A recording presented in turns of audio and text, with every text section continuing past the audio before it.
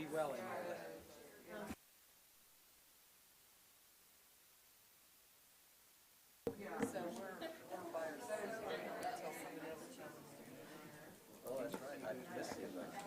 Yes, you did. Oh, it was hotly contested. All right, I think we're ready to go. We will go ahead and call the February 16th, 2022 Area Plan Commission Tippecanoe County meeting to order. First item on the agenda is the roll call. Mr. Burns? Thank you. Jackson Bogan. Present. Larry Leverance. Carla Snodgrass. Gary Schroeder. Present. Jerry Reynolds. Greg Jones. Bob Metzger. Diana Looper. Present. Vicki Pearl. Present. Michelle Dennis. Tom Murtaugh. Perry Brown. Tracy Brown. Present. Jason Dumkowski. Lisa Dullum. Kathy Parker. Jody Hamilton. Present. Quorum present. Thank you, sir. On to the approval of the February 16th, 2022 APC public hearing agenda. I move we approve the minutes from the February 16th, 2022 APC public hearing agenda. Second. We have a motion and a second. All in favor? Aye. Opposed? That carries. Briefing session. Thank you, Mr. President. There are two continuance requests on hand. First, S-5055, Pretty Prairie Minor Subdivision. Continuance has been requested to the March 2nd Executive Committee meeting in order to complete necessary soil testing. And then Z-2846, Benito Munoz, rezoning from AA to A, must be continued to March 16th because the legal ad was not published. The other two cases are set to go forward. Thank you, sir. We're going to do a cleanup item here real quick. Mr. Schroeder, if you would, we're going to back up a step. I move that the following subdivision petitions be placed on the February 16th Area Plan Commission public hearing agenda at petitioner's request. Placement thereon being without reference to compliance or noncompliance with the subdivision ordinance. S-5054 Concord Crossing South Major Preliminary and S-5055 Pretty Prairie Minor Subdivision Minor Sketch. I second. We have a motion and a second. All in favor? Aye. Aye. Opposed? That carries. Now, on to we've approved the minutes. On to no new business, on to the public hearing section, where I will read the meeting procedures. For those of you unfamiliar with our procedures, the Commission would like you to know the following. When we hear a request to subdivide land, we are only concerned as to whether the actual drawing showing the division into lots meets the technical requirements of our ordinance. The question of appropriateness has already been determined. Anyone wishing to make comments or provide us with the information regarding any subdivision petitions will be given the opportunity to do so. When we are hearing a request for a change in zoning, we are trying to determine if the new zone being requested and the uses allowed in that zone are appropriate to the property and supported by the comprehensive plan. With each case being heard, our staff will present its report. Then the person requesting the rezone will be given the opportunity to speak. Following that, those of you wishing to speak in favor of the rezone will be recognized, and then those of you who wish to oppose it will have a turn. This will be your only time to speak. The person requesting the action will be allowed a rebuttal. Plan Commission members will then ask questions and finally vote. Please limit your statements to no more than 5 minutes. We ask that you not repeat what others before you have already said. We are a 17-member body, and the majority of 17 is 9, regardless of how many commissioners are actually present. At least 9 votes in favor or 9 votes against are required for our action to be official. If fewer than 9 of us agree to either approve or disapprove an action, that case must be heard again next month. Our vote on a request to subdivide is final. Our vote on a request to rezone serves as a recommendation to the appropriate City Council, Town Council, or County Commissioners, who must ultimately decide on changes in zoning. When addressing the Commission, please state your name and address for the record. Cell phones must be turned off while the meeting is in session. If you need to make a call, please step out of the room before using your phone. All exhibits presented to the Commission become the property of the Commission. Before I move on, when I moved to approve the minutes, I think I read the wrong date. It's actually January 19th, 2022 meeting. So if you can fix that in the notes. And I move that there be incorporated in the public hearing portion of each application to be heard this evening and become part of the evidence at such hearing, the Unified Zoning Ordinance, the Unified Subdivision Ordinance, the Comprehensive Plan, the bylaws of the Area Plan Commission, the application and all documents filed therewith, the staff report and recommendations on the applications to be heard this evening, and responses from checkpoint agencies. We have a motion and a second. All in favor? Aye. Opposed? That carries. I move that S 5055 Pretty Prairie minor subdivision, minor sketch be continued to the March 2nd Executive Committee meeting at petitioner's request. I second. We have a motion and a second. All in favor? Aye. Aye. Opposed? That carries. I move that Z 2846 Benito Munzos AA to A be continued to the March 16th APC public hearing due to the legal ad not being published. I second. We have a motion and a second. All in favor? Aye. Aye. Opposed? That carries. On to subdivisions. I move to hear and vote on S 5054 Concord Crossing South major preliminary. I second. Mr. Hiddle.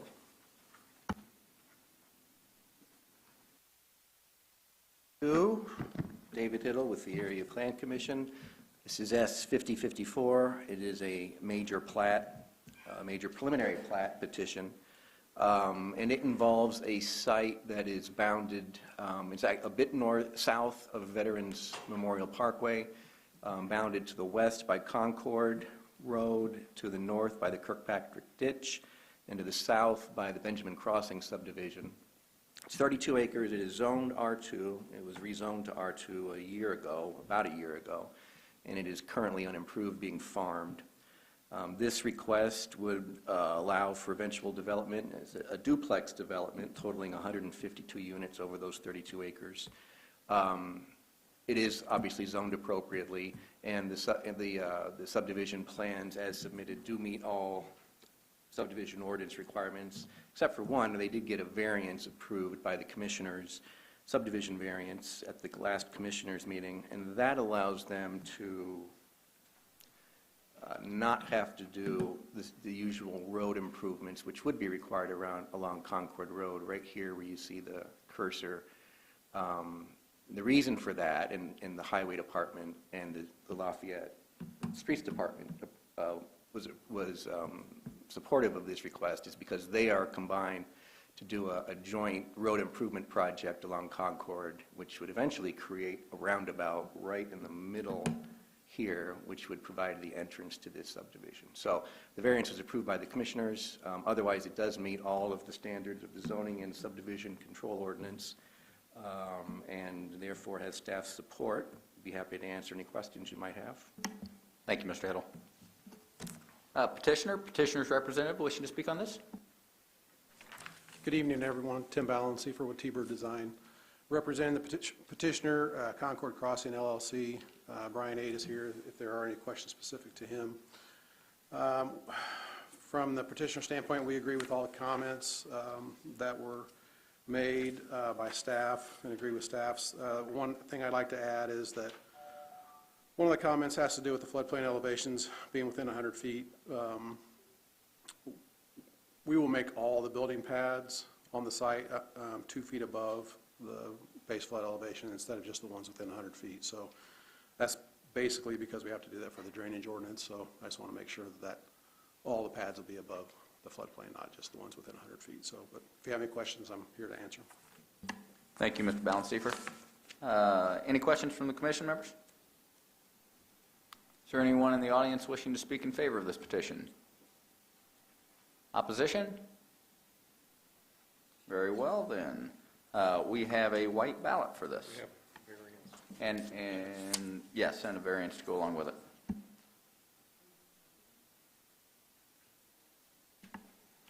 So 3 items on this one. We have bonding, we have a variance request, and then obviously the conditional approval.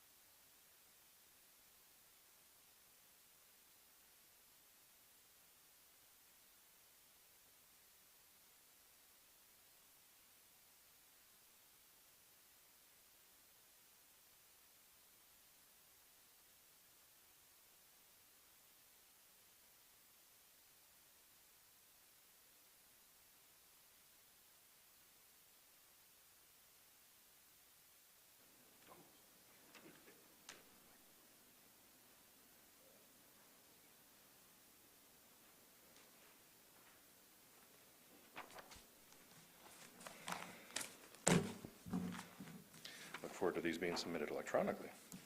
That's one day. Let's go ahead and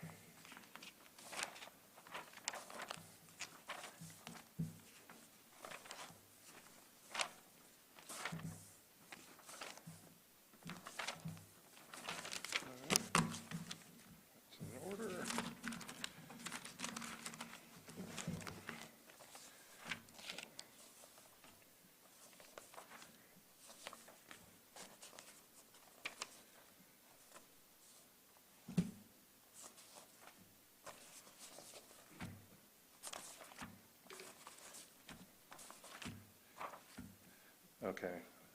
I'll track down whoever signature is missing on this, but we do have a unanimous ballot on both ends for approval. Thank you, Mr. O'Gara. Rezoning activities. I move to hear and vote on Z 2845, Jetboy LLC, GB to I3. Who is present? John.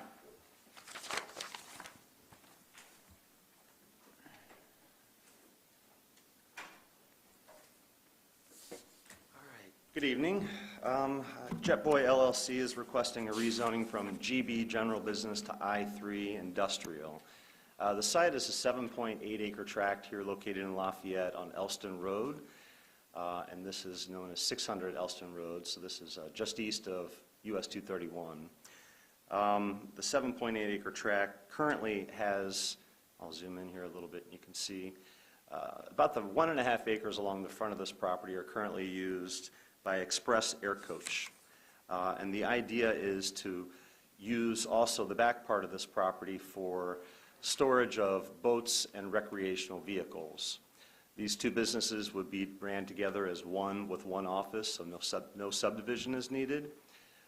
Both these uses are permitted in the GB zone, but there is a footnote that limits the acreage to no more than 2 acres. So rezoning this would legitimize this existing operation on more than 2 acres and allow for the expansion of a second business here in the back. This case was had been filed a couple years prior and went before this board, and they received a positive recommendation from staff and the Plan Commission based on the commitment that was supplied. However, that was turned down at the City Council level. Petitioner is back now with a different commitment than what was originally proposed. This new commitment is not as limiting as what we had seen a few years ago and still allows a multitude of industrial uses that make staff a little uncomfortable with introducing industrial zoning into this area, so we're recommending against it. Be happy to answer any questions. Thank you very much. Petitioner's representative. Thank you. Good evening. Kevin Riley with Riley, Teeter & Schreier, representing the petitioner, Jetboy LLC. I think the explanation about what we intend to do there is accurate, so I won't repeat that. Did want to touch on very quickly, at least initially. It's true we brought it. This was brought maybe a year or two ago. Did not pass at the city level. I was not involved in that, but my understanding in talking to the client as part of that was the client didn't talk to the city ahead of time and let them know kind of what was going on and make sure they were comfortable with it. We have now done that, and I'll talk about that later, but we've kind of corrected a misstep from the previous filing. So as noted, we're asking for a rezone from GB to I3 for this site. We do think it is appropriate. The R1 property to the east of our site is currently surrounded by I3 and GB. The R3 property to the west is bordered in places by I3, and that property was developed knowing that there was I3 in the area already. So for those reasons, we think that I3 zone at this location is appropriate. Staff has acknowledged that they think that these particular uses are appropriate, and we agree with that as well. When you look at the items on the staff's list of uses that would still be permitted, or that would be permitted in I3 that are not prohibited by the commitment we have submitted, not including uses that would require a special exception, which is an added protection for the city. We don't see any of those uses that are clearly concerning and that would realistically be feasible for this location. And I would note that Area Plan in their report hasn't indicated which of those uses they are concerned with in particular. As I mentioned, we sat down with the city, so we sat down with the mayor, we sat down with Dave Griffey at the city engineer's office, we discussed our plans. During that sit down, we did not talk about a commitment. The mayor supports the rezone, and we've added the commitment to address, or to try to address, staff's concerns, but it is not, as we understand it, something that the city requires. So we've done that to try to satisfy some of the concerns of staff. We are not aware of any objections from any neighboring property owners. We haven't received any to date. So we think this is an appropriate rezone, and we respectfully request your approval. Happy to answer any questions. Thank you, Mr. Riley. Any questions from the commission members? Sir, anyone wishing to speak in favor of this? Yes, sir? Okay. Anyone wishing to speak in opposition? Yes, sir, and name and address for the record if you would, please. Yes, sir. My name is Kelly Scott Osherman, and I live at 550 Elston Road, which is the property immediately to the east. As you can see, the property there is already neighboring what I call whatever you want to call it, industrial. To me, it looks like a junkyard. Elston Road right now, the facilities on that road, the maintenance of the roads is totally ignored. There's no sidewalks for any people walking up and down the road. Right now, I'm still dealing with 24-hour-a-day truck noise going across, and then we want to introduce more buses and trucks without any limitations on hours of operation. Also, wildlife come up from the cemetery that's in the back there.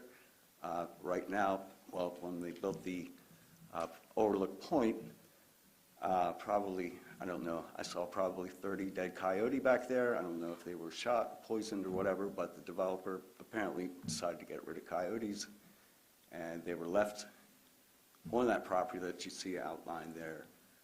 Eventually, the buzzards, wildlife took care of that. But again, wildlife is being chased out of that sanctuary of a cemetery back there, along with the truck noise. I manicure, I maintain my trees on my property, all aspects of my property. I'm very proud of it. So you can see that little bit of greenery there between the two proposed businesses is me. And I'm sure my property value has suffered, not only from Overlook Path, but potentially from this. I'm strongly against this. I've lived there for 15 years. If something were to be approved, I would have to oppose it and possibly recommend an amendment that would portion off the front part to be used as business and the back to be, I don't want buildings and boats in my backyard. I had to build a 6-foot fence on the other side to take care of what you see on the right.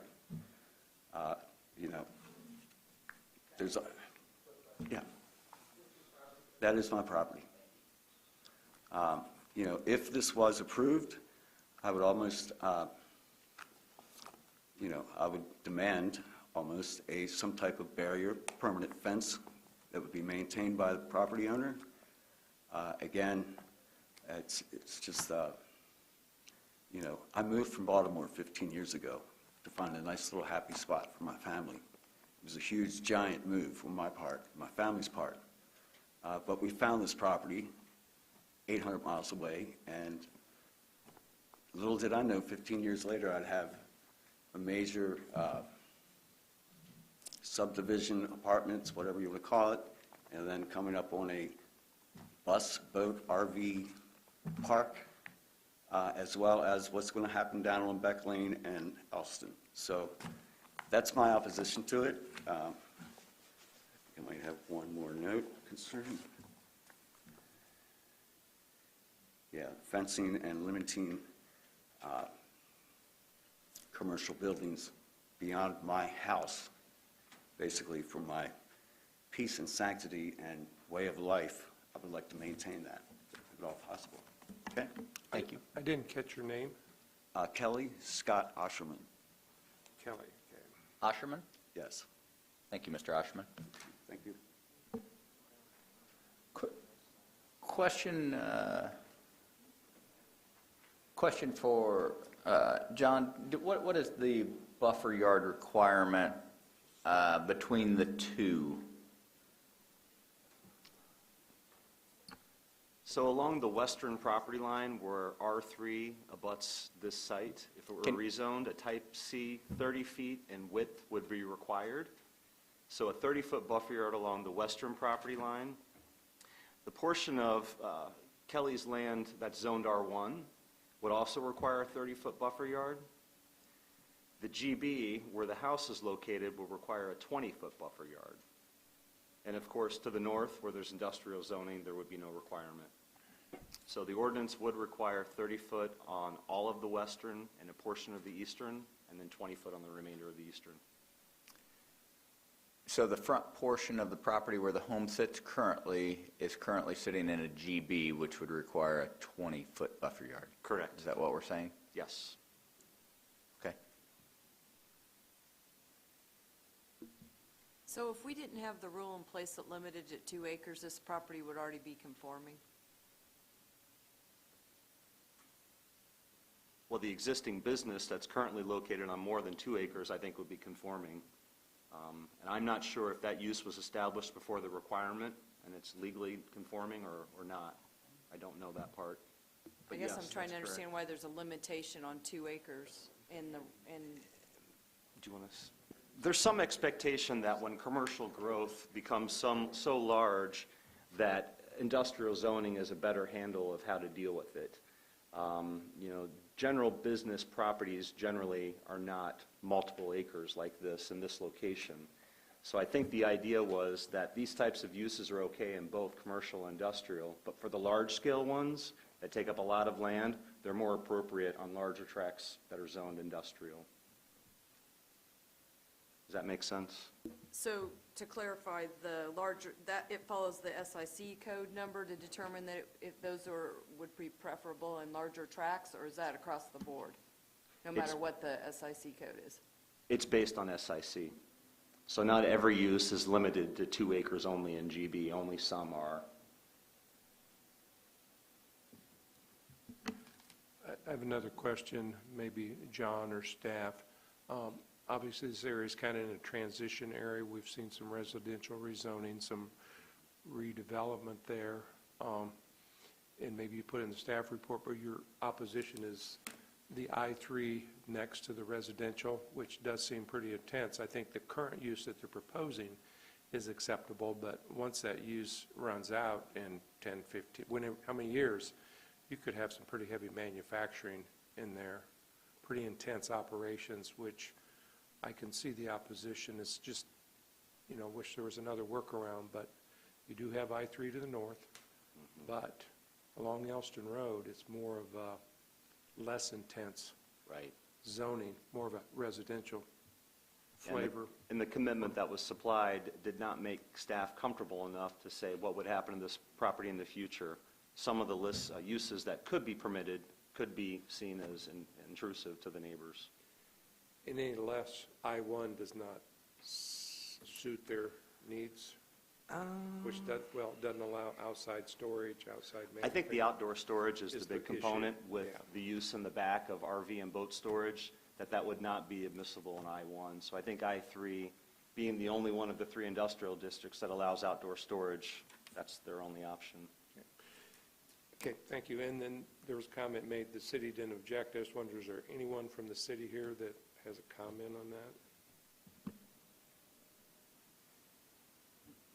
Thank you. John, to confirm, nothing can be done by special exception under the GB zoning today? Yes, I think that's correct. I think both of these uses, the airport express coach is not permitted by special exception, as well as the motor freight transportation and warehousing, or the storage of RVs and boats. I don't think that's allowed either by special exception. So it's a by right development in these zones. Petitioner, I apologize, I did not offer you a rebuttal. I did want to respond to a couple of points. I guess, first of all, I didn't mention, the storage area is going to be completely enclosed by fencing. There will be no new buildings or structures. My understanding is if we were to build a new building, then we would have to subdivide, and that is not the plan. So there will be no additional buildings. There's not going to be outdoor lighting added, and it is going to be fenced. And then I think, as you could see by the aerial, I mean, there's already some substantial vegetation and trees, mature trees out there as well to provide some buffering. So again, there is quite a bit of I-3 in the area. There's GB in the area, and we think that this is appropriate under the circumstances. Thank you. Thank you. Are there any other questions?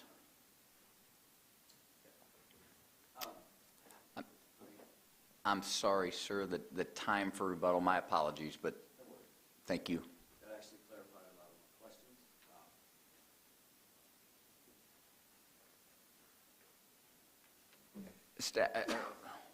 We're certain there's no other options but to take this to I-3? So both of these uses are allowed in all 3 industrial districts. Unless they're willing to build and do everything inside for both uses, I-1 wouldn't work. So I think by nature of the business having outside components, I-3, or something less than 2 acres to be permitted in GB. The only other option is that A zoning by special exception for the boats and RV storage, but being in the city on sewer and water, A zoning is completely inappropriate. So I don't see any other option.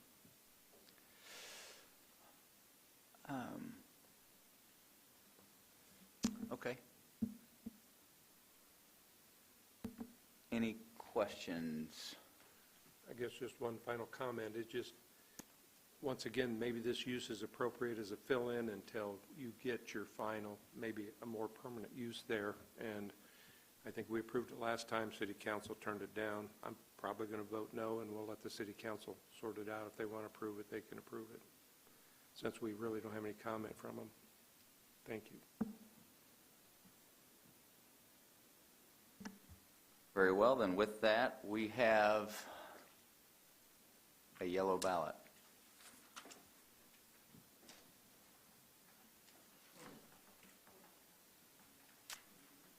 What the hell's the name of this? What's the petition number? Where's the name? Boy, thank you. So there's 2 yellow ballots, one for the commitment and one for the rezone.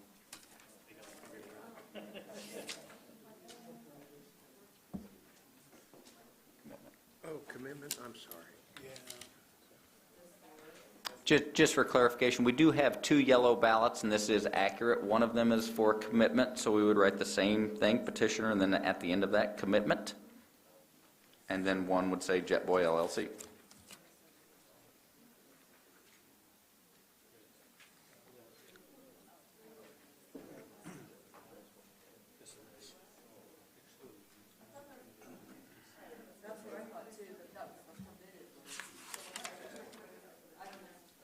This This is the permitted.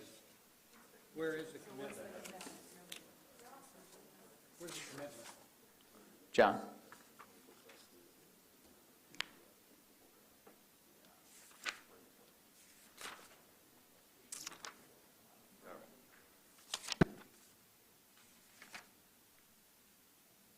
I should have spoke a little bit more about the commitment. In the staff report, there should be in a page that you would have that has all the uses that would be allowed if this commitment were to go through. The commitment they had given us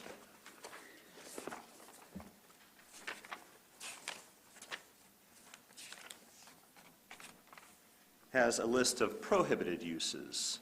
So, and let me read off some of these prohibited uses, and I can certainly share them with you if you like. Confined feeding operations, laboratory animal farms, crematory, mining, heavy construction, food and kindred products, bakery products, tobacco products, textile mill products, apparel, manufacturing, lumber and wood products, furniture and fixtures, paper and allied products, printing, publishing, and other allied products, chemicals and allied products, petroleum, refining, rubber and miscellaneous plastics, leather and leather production, stone, clay, glass products, primary metal industries, fabricated metal industries, industrial and commercial machinery, electronic and electrical equipment and components, measuring, analysis, controlling instruments, miscellaneous manufacturing industries, wholesale trade of durable goods, wholesale trade of non-durable goods, trash transfer station, construction demolition sites, scrap and waste metal junkyards, truck stops, flying fields maintained by aviations, child care homes, child care centers, wind farms, recycling collection facility, recycling processing facility. So these are the uses that they are prohibiting with their commitment. So in the staff report, we conversely showed what uses were not included in that list that brought staff concern. So, and it's probably a list twice as long of uses that would still be allowed in the I-3 zone that the commitment would have no bearing on.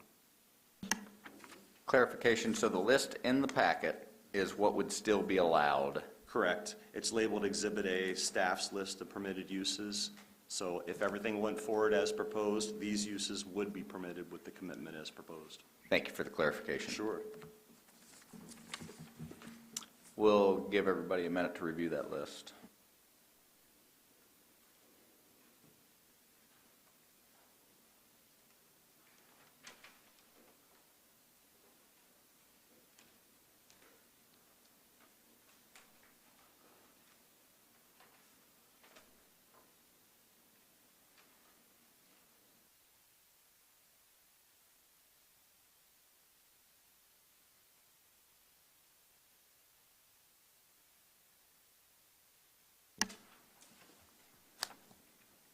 With no further questions for John, we have our yellow ballots. Remember, we're voting on two separate items. First, we will take the commitment, followed by the vote for the rezone.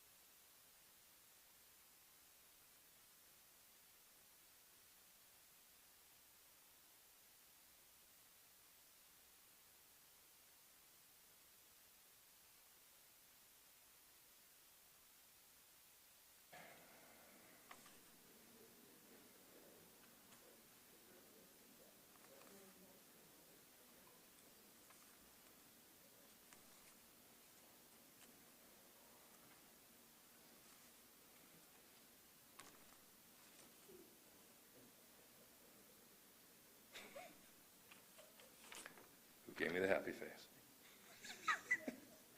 Was that you, Diana? Was that you, Tracy? He's just so happy to be here. Me? I needed it? I always, glad to have it, thank you.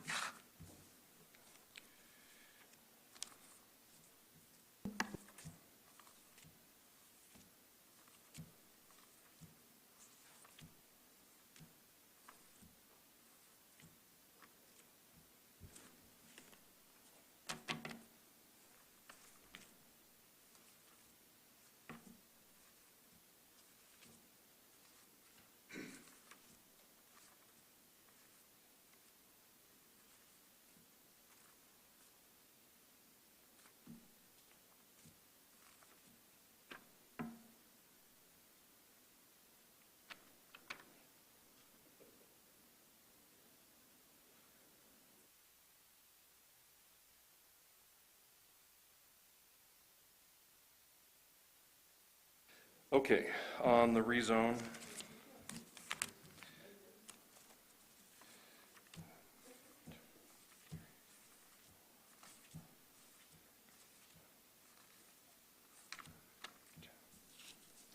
On the rezone petition, we have 10 votes recommending denial, 2 votes recommending approval. And on the commitment,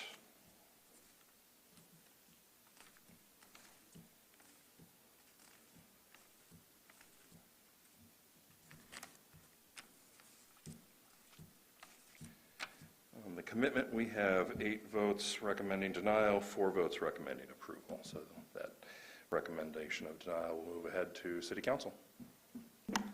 Thank you, Ryan. The happy face I keep. No administrative matters? Approval of the March, there have been none filed. No determination of variances. Approval of the February ABZA public hearing. I move the following petitions be placed on the February 23rd, 2022 Area Board of Zoning Appeals public hearing agenda. BZA 2070, Destiny Peters Blessing Barn, LLC, and BZA 2071, Gathering Acres Event Center, LLC. I second. We have a motion and a second. All in favor? Aye. Aye. Opposed? That carries. I move that regard to the special exception, BZA 2070, Destiny Peters Blessing Barn, LLC, and BZA 2071, Gathering Acres Event Center, LLC, that those cases will not adversely affect the comprehensive plan. I second. We have a motion and a second. All in favor? Aye. Aye. Opposed? That carries. Determination of variances. I move the following requests for variance from Unified Zoning Ordinance are not requests for use variance, prohibited from consideration by ordinance and statute. Case 2022-06, Legacy Sign Group. Case 2022-07, Mark E. Einstein and Jane A. Einstein. Case 2022-08, Blackthorn Holdings, LLC, and Case 2022-09, Randall L. Wagner. I second. We have a motion and a second. All in favor? Aye. Aye. Opposed? That carries. Director's report. Thank you. The director's report was emailed out earlier today. Be happy to answer any questions anyone might have. Any questions for Mr. Hiddle on the director's report? Citizens' comments, grievances? Oh, somebody complained. We'll take that motion. Move to adjourn. Thank you all.